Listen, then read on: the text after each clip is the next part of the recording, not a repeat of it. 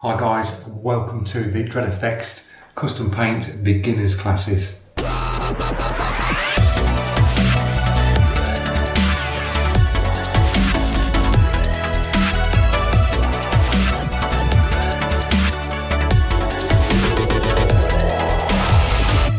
Hi guys, welcome back to the Beginners class, and this is part 3. So we're now moving on. In the second episode I was going through compressor, you've got your brush, all them little bits that you need along the way to start your journey. So we're moving now on to part 3. So this is going to be the first exercise I want to take you through. So you've got your airbrush and you're ready to hook it up to your airline. So you will just clip that in the bottom like that. If you've got this brush, I can give you the demo on this as we go through. You'll probably be using another brush, but they'll all similarly work the same. I'm running 25 psi coming in on the main line. I'm using the big air compressor that I've got for the studio setup. You're probably using a portable compressor or something along them lines. So if you just crank it up to 25 psi, so you can hear that. 25 coming in. If you've got the Griot's and it's new to you and you've hooked it in and you do that and you've got no air and you look at your compressor, the compressor's working, just check your Mac valve at the front and make sure that's open. The trigger at the back, open that fully out so you've got full movement on the trigger, and then you are good to go. So you've got 25 psi. Take your cap off the front so you've got your needle exposed. Be really careful to keep your eye on the needle when you take the cap off. Even when you're doing some, there's times when you can put the brush down, dink it, and you'll bend the needle. So just keep it in mind that you've got the cap off and that needle is exposed, guys. So the other things that you're going to need today is paper towel, some cotton buds, a jar of water, preferably if you've got it in a bottle like that with a little light so you can pour it. Thinners if you've got some in another little jar. And we're going to be using some golden high flow acrylics. So I'm just going to drop probably not even half a cup. There's a bit of paint in there. Enough for this process that we're going to do today, guys. And just drop a little bit of water. You're not going to go mad. Just drop, say you've gone 6 drops of golden. Say you dropped it and put 6 drops of golden in. Put 3 drops of water. And then when you swish that round in the cup, you'll see it looks nice and thin. So what we want to do now is to check that you've got paint coming out. Press down on your trigger and slowly put your hand in front of it like that and slowly pull back, and then you will see,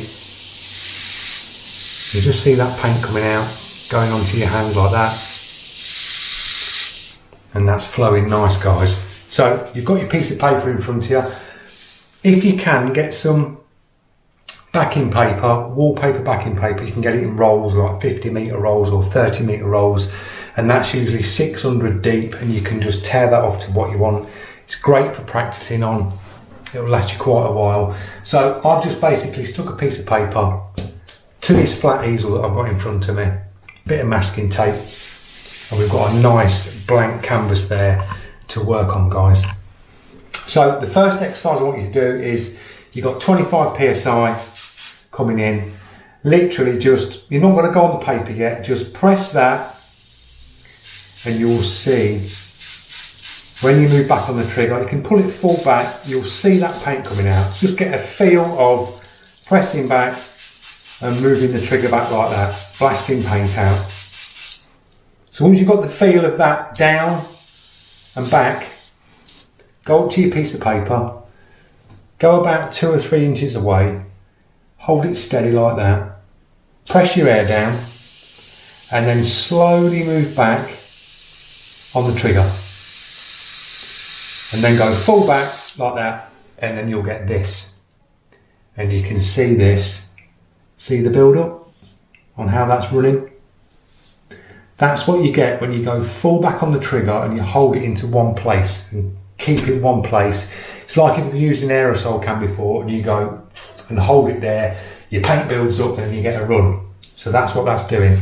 So all you need to do is do the same again, go in front of the paper, down for air, slowly move that trigger back until you get that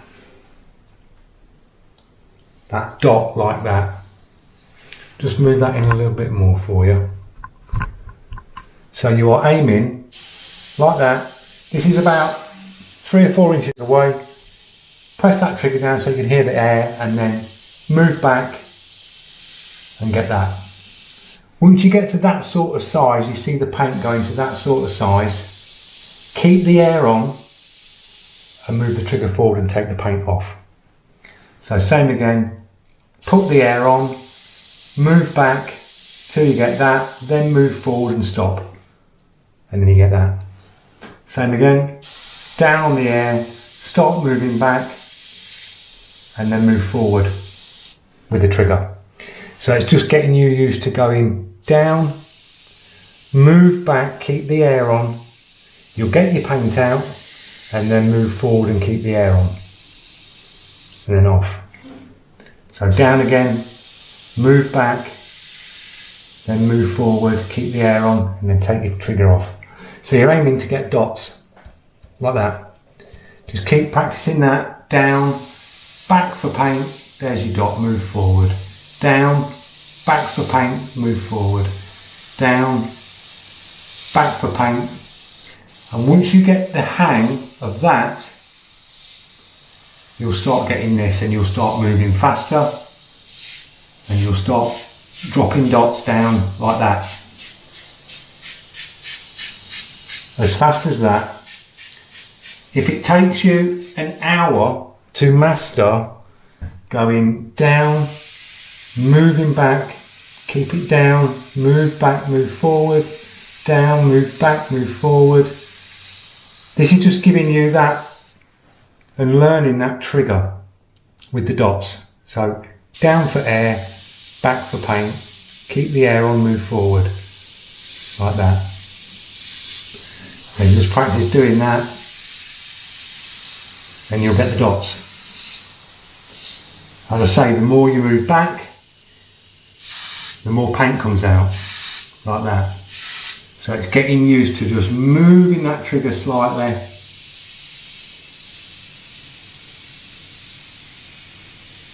The less you move that trigger back, the less paint's coming out. So this exercise is all about dots, guys. Dropping dots down, getting used to that trigger response, moving down, down for air, back for paint, down for air, back for paint. Just keep mastering that, doing that, down for air, back for paint, and you'll get these dots.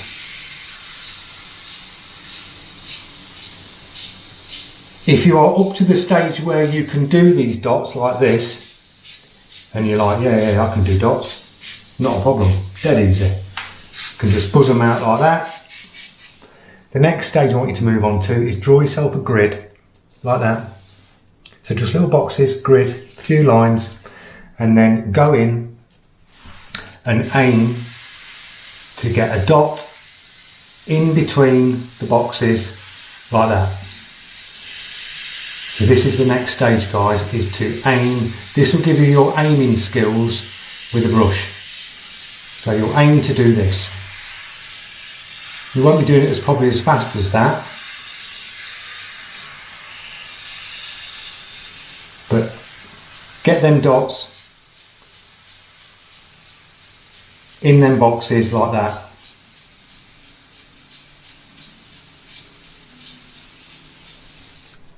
That's the next exercise, guys, is to drop all the dots in the centre of them boxes. Do this a few times, master that. So you start mastering this on a big piece, then move down to columns with little boxes, dropping your dots in, dropping your dots in. Doesn't matter what size dots they are, as long as you get it in the centre of that box. And then once you've learnt that and you can go in and you can be, yeah, I can do that, bang, bang, bang, bang, and you're getting all them dots in the boxes, the next exercise is to aim and get all them dots on the crosshairs of them boxes.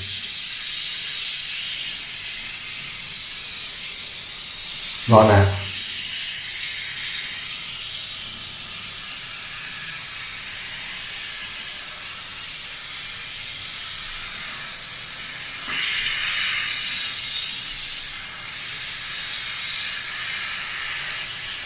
So you're just going along and you're aiming to hit them crosshairs that's about an inch away, inch to 2 inches away, and hit them crosshairs on the boxes like that. I've missed a few, but yeah. Just aim to hit them crosshairs, and what this will do is, this gives you your accuracy. It gives you your aiming skill with the brush. It'll give you that confidence, so when you're going on a piece of artwork, say you're painting an eye or you need a real dot highlight, you know exactly where to aim that brush, and you won't need a crosshair there. You'll literally go bang, and you know exactly where that paint's going to go instantly.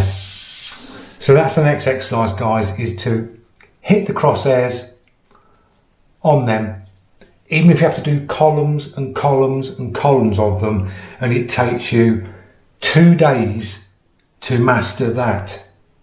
It will hold you in good stead, guys. It really will.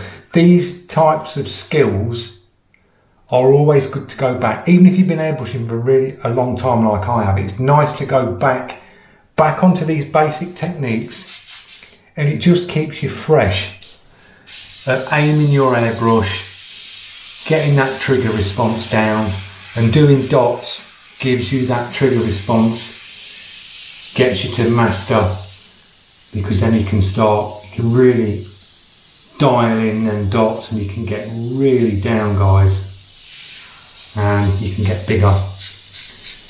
So doing dots is a good exercise to do. So that's the end of part 3. I hope you've enjoyed doing dots. You'll probably go to bed tonight, close your eyes, and all you'll see is pages and pages of dots.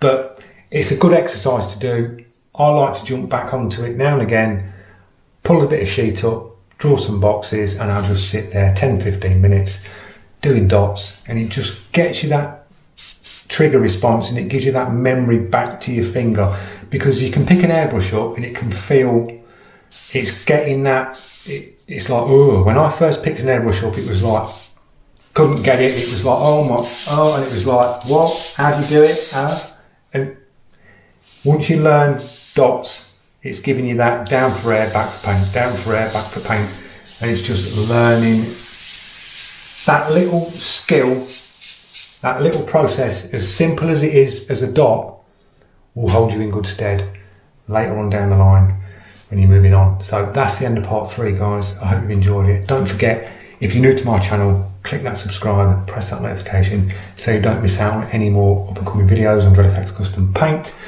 And I hope you will join me in part 4, and we'll be doing another exercise. This one will be a bit of line work, show you some techniques on getting some lines, bit coverage work, a bit of shading, and we'll move on to that next exercise, and I'll take you through that.